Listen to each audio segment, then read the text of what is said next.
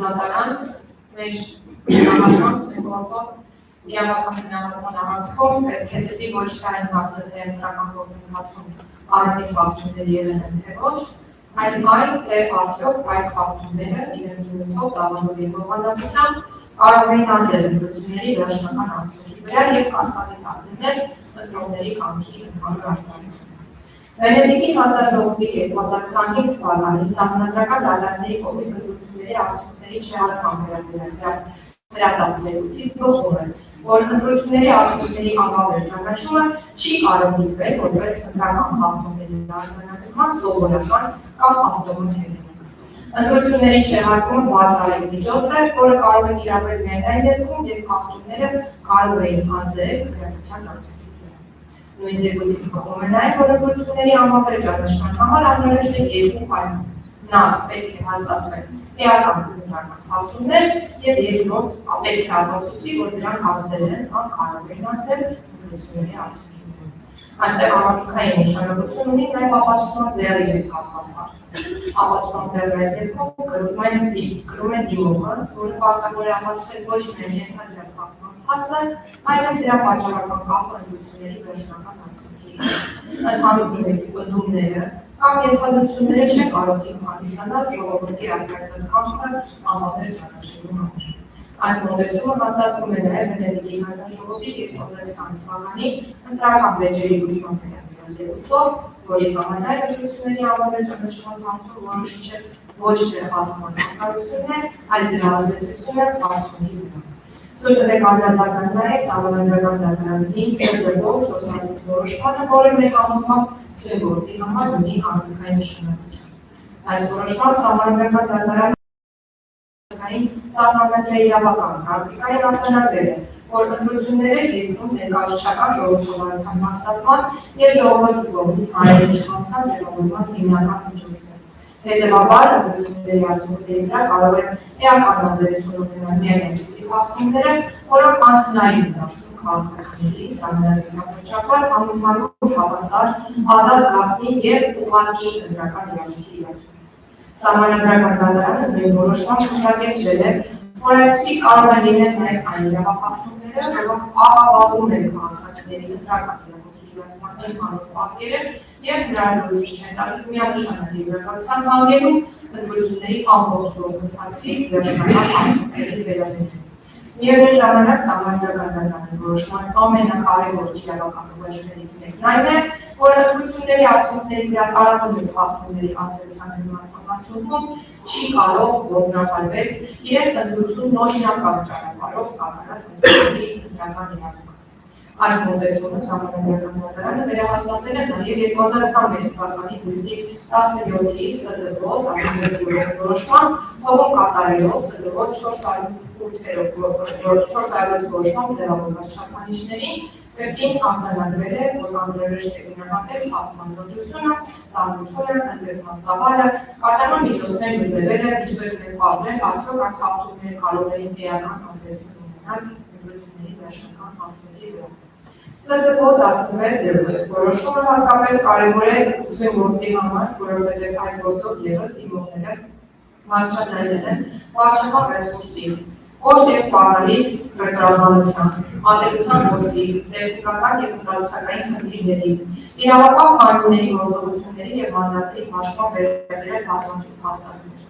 Այնուամենայնիվ, սահմանադրական դատարանը որոշում թողել ոչ մի մեջ արձանագրելով, որ ներկայացված պնդումները չեն հաղթահարել ընտրությունների արդյունքներն անվավեր ճանաչելու համար անհրաժեշտ ապացուցողական շնորհ։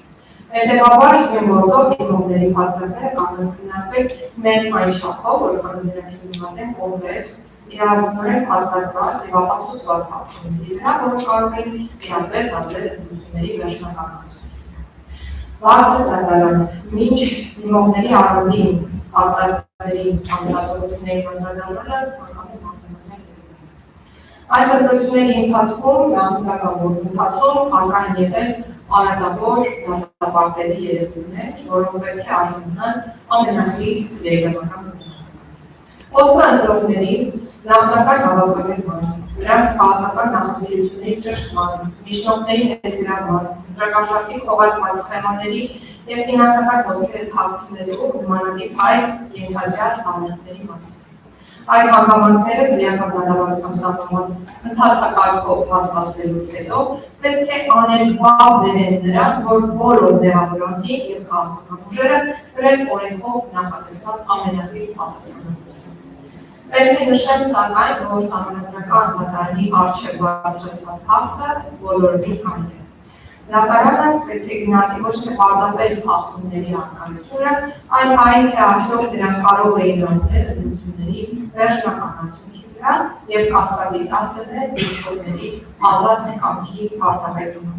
Ժողովրդական կարգին վնաս հասցնելու փորձերը հաղթահարվել են հենց ժողովրդի կողմից։ Ժողովուրդն իր ընտրությամբ թույլ չի տվել, որ այդ խախտումները էական ազդեցություն ունենան ընտրությունների վերջնական արդյունքին։ Հիմա անդրադառնամ դիմորդների կողմից որպես խախտում ներկայացվող հանգամանքներին։ Քանի որ իրենք և իրենց կողմից որպես փաստարկ ներկայացվող դատողությունները շատ են և մեզ հատկացված ժամանակահատվածը խիստ սահմանափակ է, մենք փորձել ենք խմբավորել դատողությունները և անդրադառնալ ենք միայն ֆինանսի մեխանիզմին, ուսումնալով, որ մնացածին անդրադառնալ եզրակացի ելույթի ընթացքում։ Այսպես, դիմորդները պնդում են, որ ընտրական գործընթաց իրականացվել է ատելության ոսկի համակարգված հարցման պայմաններով, ինչը հանգեցրել է ընտրական իրավունքի հիմնարար սկզբունքների խախտման։ Հատկանշական է, որ այս պնդումն անում են այն դիմորդները, որոնք տարիներ շարունակ քաղաքացիական պայմանների կուսակցության համակիրները միտակավորել են որպես լավաճան, անվանակել այլազգերի ներկայացուցիչների անուններով, ընդդել են, որ աջակցելով քաղաքացիական պայմաններին աջակցում են լավաճանություն։ Չզարգանալով մեկնաբանել այս երևույթը, նշեմ, որ դիմումներում ներկայացված բոլոր դատողությունները կապված են եղել ոչ թե քաղաքացիների վիրավորելու, թիրախավորելու և իմ կողմից հենց նոր նշված վարքագծի նմանող երևույթների հետ, այլ քաղաքացիական պայմանների կուսակցության վարչապետի տեխնացուի քաղաքական խոսքի հետ։ Քաղաքական խոսքը հատկապես նախընտրական քարոզարշավի ընթացքում ընդունում է արտահայտման ազատության առավել բարձր պաշտպանության միջավայր։ Ընտրությունները հենց այս ժամանակահատվածն են, երբ հանրային հետաքրքրություն ներկայացնող հարցերի շուրջ պետք է ապահովվի կարծիքների, քննադատության, քաղաքական գնահատականների և նույնիսկ սուր կամ չափազանցված ձևակերպումների ազատ շրջանառություն։ Մարդու իրավունքների եվրոպական դատարանի ձևավորած չափանիշների համաձայն արտահայտման ազատությունը պաշտպանում է ոչ միայն այն գաղափարները, որոնք ընդունվում են բարենպաստ կամ կալվում են որպես անվնաս, այլ նաև այնպիսի գաղափարների ներկայացումներ, որոնք կարող են ինչ-որ վիրավորել, ապշեցնել կամ անհանգստացնել։ Հանրային հետաքրքրություն ներկայացնող հարցերում թույլատրելի է չափազանցության, անգամ սադրանքի որոշակի աստիճանը, այսինքն իր արտահայտություններում անձը կարող է որոշ չափով անզսպություն դրսևորել։ Մարդու իրավունքների եվրոպական դատարանի 2005 թվականի համապատասխան որոշումից է մեջբերումը և իրավունք դիրքորոշող այդ որոշումները ներկայացնված։ Եվրոպական դատարանը բազմաթիվ գործերով արձանագրել է, որ նույնիսկ այն դեպքերում, երբ արտահայտությունները ունեցել են հակառակ կողմից սուր կամ իրավական բնույթ, դրանք գնահատելով իրենց ընդհանուր համատեղ տեքստում դիտարկվել են որպես անմիջական հուզական հանձնական կամ կոշտ քննադատություն, այլ ոչ թե ինքնանպատակ իրավունք։ Բարձր դատարան այս գործի համար առանձնային նշանակություն ունի ինչպես քաղաքացիական խոսքի, քաղաքական խոսքի ընդունելի լինելու, այնպես էլ դրա գնահատականի հարց։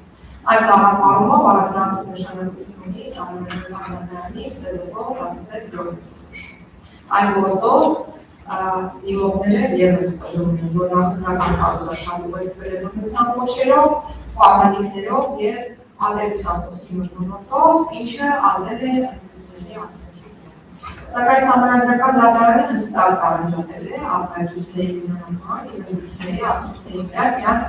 ազդեցության հարցերը արձանագրելով Ամեն դեպքում սահմանադրական դատարանը հարկ է համարում այդ արտահայտություններին անդրադառնալ նրանց հասարակականության տեսանկյունից, արձանագրելով, որ չնայած նրանց անունների կողմությանը և ցնցող ազդեցությանը, վկայակոչված արտահայտությունների համատեքստի վերլուծությունից բխում է, որ դրանք ուղղված են քաղաքական մրցակիցների և ընտրողների կողմից ողջամտորեն որպես իրենց ուղղված սպառնալի կամ հատկության խոսք չէին կարող դիտարկվել, հետևաբար չէին կարող ազդեցություն ունենալ ընտրողի քաղաքական կարգի ձևավորման վրա այն աստիճան, որ անխորոշ էին կամ էական ունենազդեին նրա ընտրության կամ քվեարկության չմասնակցելու որոշումները։ Այս իրավական դիրքորոշումը մեր գնահատման ամբողջությամբ իրարելի է սովորություն։ Դիմողները պարտավոր են